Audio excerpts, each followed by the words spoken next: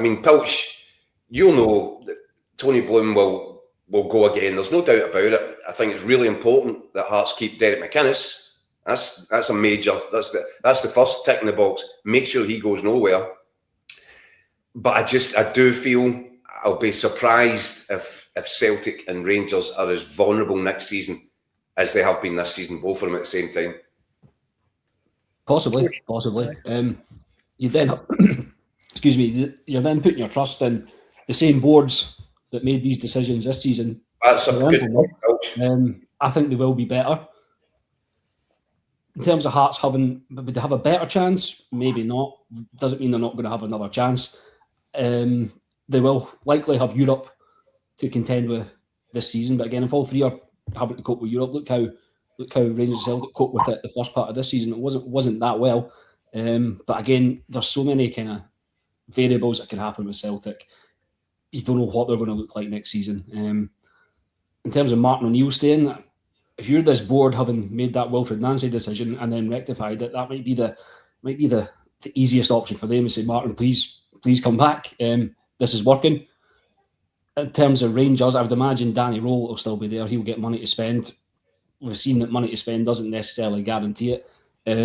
I think the hope, kind in general, not just from a Hearts point of view, would be it's a 3-horse race again. That doesn't necessarily mean Hearts are going to lead for as long as they did. They're going to have a similar sort of season. But if they're in the mix, that can only be a good thing. I think that's kind of what Hearts have to aim for, and then see where it takes them. But no doubt they'll strengthen. I think it'll be a different looking Hearts team. But it kicks off in August, especially in midfield. You've got Cammy Devlin out of contract. You've got Benin Beningame out of contract. I don't think Mark Leonard would have come back even had he not been injured. I think he might have been a pricey one. So it's going to be interesting to see what Jamestown comes up with. I think it's Tom Renault looks like quite a close one to come in. You've got Josh McPake coming in, interesting one for the Championship. So it'll be interesting to see how Hearts tool up over the summer. And of course, if they can keep the manager and also guys like Claudio Braga as well. The building blocks are there if they want to go one better.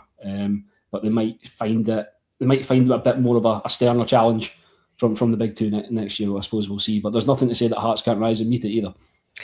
And you said, Keith, conscious that you don't want to be too patronising and stuff like that. It's like giving Hearts a pat on the head.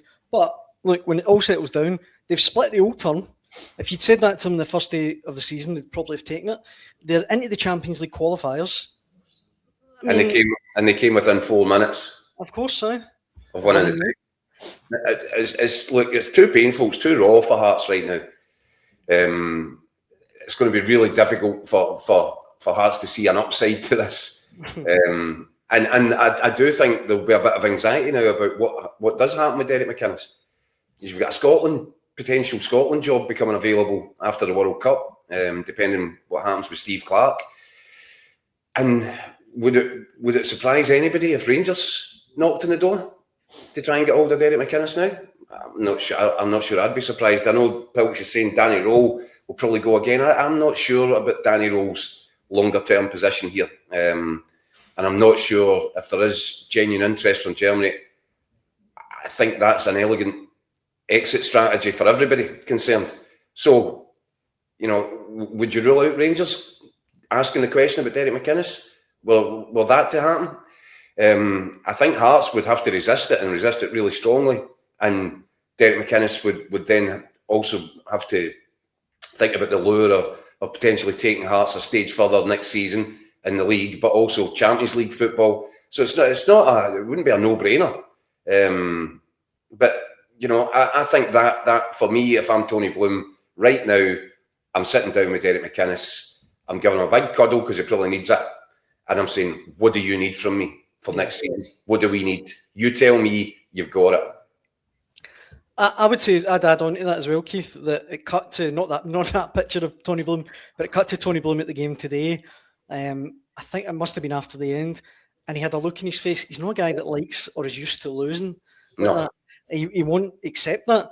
But on McInnes, I mean, what's your gut feeling, Pilch? Do you think there's any chance he could be tempted away? Scotland might be a hard one to turn down if it's available. What I would say, that's one that's maybe likely to still be there from further down the line. Steve, is it 6 years Steve Clarke's been in charge? Yeah. You've not really seen that with Scotland managers in recent years. I think if McInnes is still doing well, a few years down the line in Scotland need a manager, he'd still be in the mix. If Rangers did get rid of Danny Rowe, would they ask the question? Probably. I've got a good idea of the answer they get from Hearts. And then is Derek McInnes going to give up what he's got at Hearts to make the move to Rangers at this time? I'd be doubtful. You never know, but it would surprise me. I think he knows he's on a good thing here at Hearts. You've seen how close he's gone this time. The new challenges he's got next season, I think he might just be relishing that. I agree, and you see there John in the comments saying why would he want to move from an exciting club like Hearts under Tony Bloom to a bin fire at Rangers? Look, we don't obviously get new owners in Rangers. It's a new era from when McInnes was last approached the Rangers job. But see, after that, he won't want to go out like that, Keith. He wants to go out fulfilling this Hearts team. You know, I don't know. He won't want to go out like that, I guess is what I'm saying. No, and listen, the whole ending to today's game was problematic, wasn't it? Let's be honest about it. We should address that as well. I mean, I'm not even sure that the final whistle actually sounded in that match, did it? I don't think it did. It was weird. And that's deeply, deeply disappointing that it ended in the circumstances it did. It looks, we're hearing reports, I think Pilch will fill us in, but we're hearing reports that Lon Shankland was attacked on the pitch by Celtic fans. You saw Derek McInnes being held back by a police officer. I don't know what was going on there. And then Hearts, obviously, you know, at one point it looked as if the players were going off, and you're thinking, are they going to come back out for the last whatever it was that was left of the game?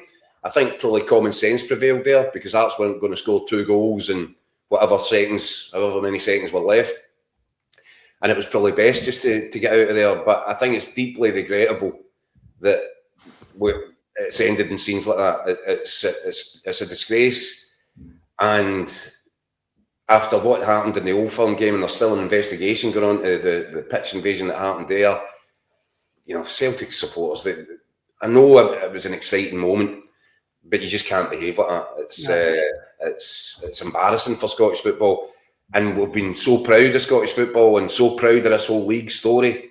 For it to end like that left a bad taste in the mouth a little bit. And obviously, Derek didn't get the chance. I don't think they even went for showers. They just went straight onto the team bus and get back across the M8. So it would have been good to hear from Derek McInnes to get his thoughts on the whole thing. We weren't given that opportunity, and understandably so. I think if you're Hearts, you would just want to get out of town as quickly as possible after the way that ended today. And that was really, really poor from the fans. And you could hear the vast majority of the Celtic fans. I think James McFadden pointed out, and he's right, the Celtic fans were booing.